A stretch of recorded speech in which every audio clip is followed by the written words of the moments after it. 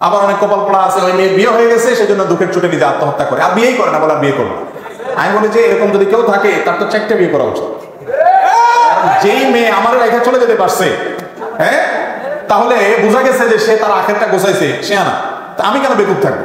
আমি একটি মেয়েকে ভালোবাসি, সেও আমাকে ভালোবাসে, আমি তার সাথে অবৈধ সম্পর্ক না করে আমি তাকে বলেছি যে বিয়ের উপযুক্ত বয়স হওয়ার আগ পর্যন্ত আমার জন্য অপেক্ষা করবে, আমিও তার জন্য অপেক্ষা করব। ইসলাম শরীয়তের বিধান অনুযায়ী এই অপেক্ষা জায়েজ হবে কিনা? ভাই, সবচেয়ে বড় কথা হলো এরকম কিছু নেক্সুরতে ধোকা আছে, বুঝছেন? নেক্সুরতে ধোকা বুঝেন? মানে ইবলিস বলে যে না আমরা তেমন কিছু করব না, শুধু কি হবে, কথাবার্তা বলা বলি হয়ে যাবে মুখে মুখে, আমরা একজনের জন্য অপেক্ষা করবো। এটা নেক্সুরতে ধোকা এই জন্য বলেছি, বেশিরভাগ এইরকম সম্পর্কগুলো তলে তলে নানা রকমের নানা জেনার বিভিন্ন আইটেম আছে। মনে মনে জেনা, বিভিন্ন ভাবে জেনা হয়, কল্পনার জেনা, এই জেনাগুলোতে মানুষ লিপ্ত হয়।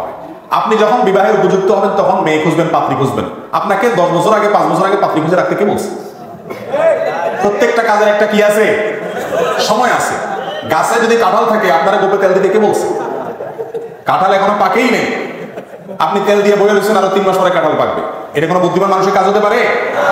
ভাইরা আমার, হাসির কথা না, শয়তান আমাদের যুবক ভাইদেরকে বিভ্রান্ত করছে।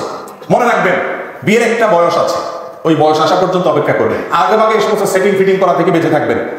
ইবলিস আপনাদের কি বলে আমি জানি তো, ইবলিস আপনাদেরকে বলে দেখ এইরকম মেয়ে আর পাবি না, আর এর যদি মিস করো তোর জীবন পুরাই মিস হয়ে যাবে। এরকম অনেক কথা যুবকদের ইবলিস বলে না? বিশ্বাস করেন, ইবলিসের চেয়ে বড় মিথ্যুক আল্লাহর জমিনে আর নাই। এই মিথ্যুক আপনার সাথে মিথ্যা কথা বলে, এটা মিথ্যা কথা। এই মেয়ে চলে গেলে এর চেয়ে বহুত ভালো মেয়ে দুনিয়াতে আসবে ইনশাআল্লাহ। আপনি এখন মেয়ের পিছে না ঘুরে ভালো করে পড়ালেখা করেন, মা মুরব্বী আম্মা আব্বার কথা শুনেন, মা বাবার নির্দেশ মানেন, কোরআন হাদিস অনুযায়ী চলেন, নামাজ কালাম পড়েন, মনোযোগ দিয়ে পড়াশোনা করার পাশাপাশি নিজেকে উন্নত করার চেষ্টা করেন, ভালো মানুষ করার চেষ্টা করেন। আপনি যদি ভালো মানুষ হন, বহুত মেয়ে আপনার পিছে পিছে ঘুরবে। বিয়ে না হওয়ার আগ পর্যন্ত যুবক, যেই মেয়ে চোখের সামনে পড়ে মনে হয় যে এটাই বোধ হয় আল্লাহর জমিনের সবচেয়ে বড় নিয়ামত আমার জন্য, এই জন্য অপেক্ষায় বসে থাকে যুগ যুগ, বছরকে বছর। আবার অনেক কপাল পড়া আছে ওই মেয়ের বিয়ে হয়ে গেছে সেজন্য দুঃখের চোটে নিজে আত্মহত্যা করে, আর বিয়েই করে না, বলে আর বিয়ে করবো না। আমি বলি যে এরকম যদি কেউ থাকে তার তো 4টে বিয়ে করা উচিত। কারণ যেই মেয়ে আমার রেখা চলে যেতে পারছে, হ্যাঁ, তাহলে বোঝা গেছে যে সে তার আখেরটা গোছাইছে, সে আনা। তা আমি কেন বেকুব থাকবো? অতএব তারও উচিত কি করা, একটা বিয়ে। কথার কথা, আবার 4 বিয়ে করে মাইর খেয়ে আমার দোষ দিয়ে কথার কথা বললাম। যাই হোক ভাই, তো আগে থেকে এই যে বিয়ের জন্য পাত্র পাত্রী ঠিক করে রাখা, এটা ভালো জিনিস।